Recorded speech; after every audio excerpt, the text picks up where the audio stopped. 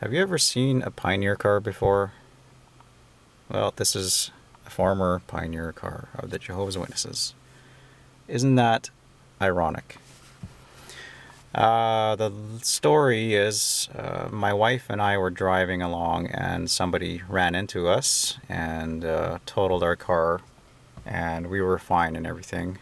I needed to find a car immediately, and eventually, well, soon I found this car, and it's the car that I wanted, and I think I made a really good choice. I had it for a few months, and while I was driving the car and checking it out, I had a conversation with the previous owner who was selling it for his father, and they were from South Korea, living in the province here in Canada. The son, he needed money to go to South Korea, and I believe it was for the time there was the Olympics taking place, and he was going to be attending that, I believe. Or they may have been organizing a ministry there for the Olympics to pioneer. I'm not sure.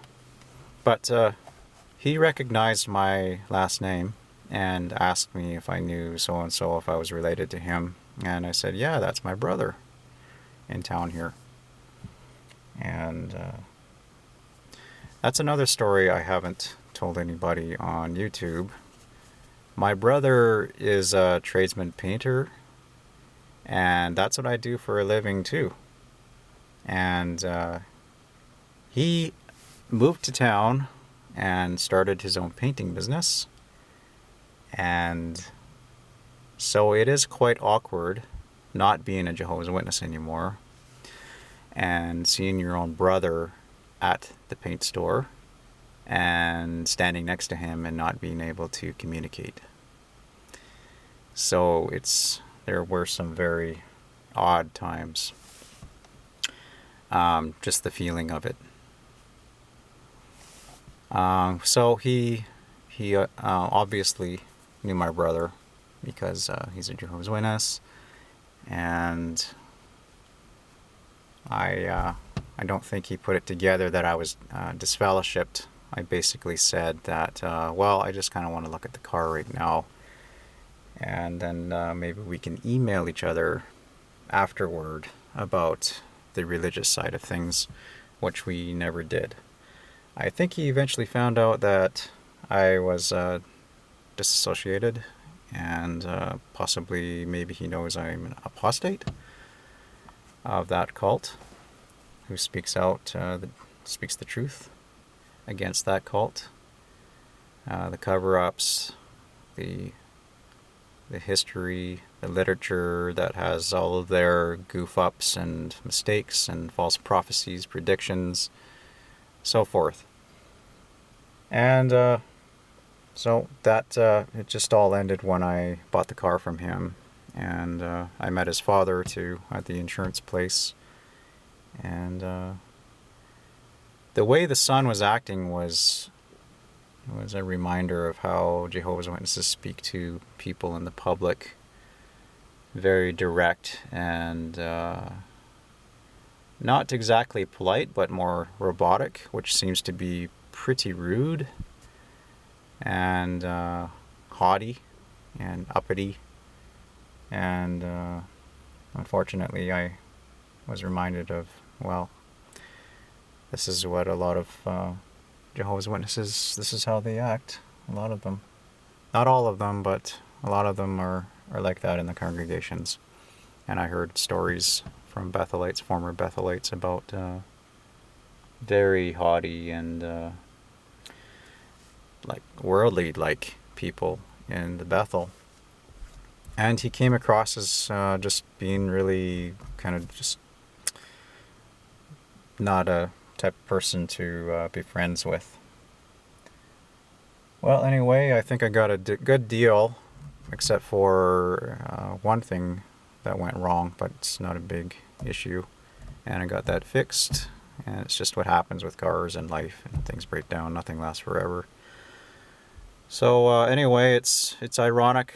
If you don't know what Pioneer cars are about, they use their car, personal car, to go around door to door in groups of 1, 2, 3, 4 or more, and spend the half day or full day getting their time in, driving around, and parking on a block and doing the work in the street, and then meeting up in the car again.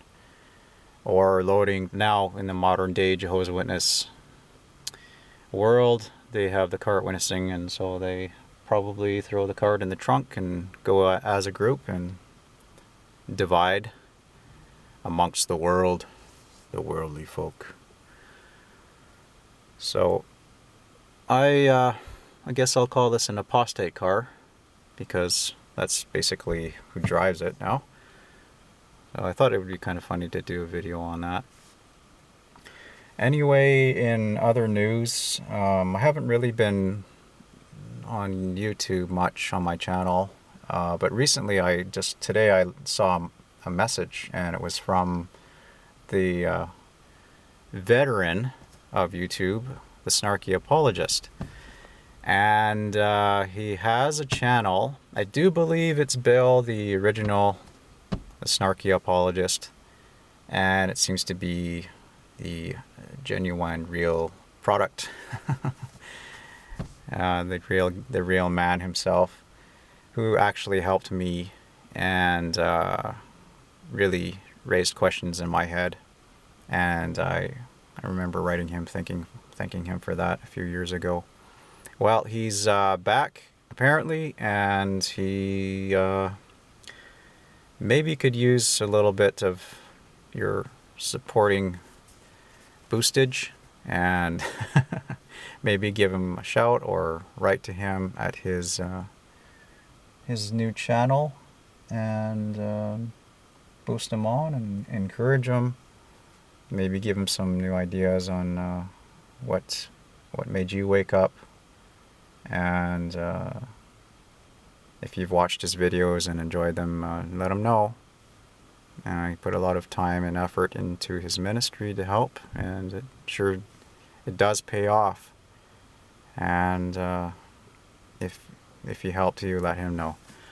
I don't think messages are going to be allowed anytime in the future, personal messages, private messages. So I think you might just have to comment on his account page itself, or just in his future videos to come, if he does pursue this new channel. But anyway, it would be awesome to see him in his new productions, and I hope the best, and I hope the best for everybody here in your life, and because life continues on, and happiness and peace to you all. Talk to you later, maybe.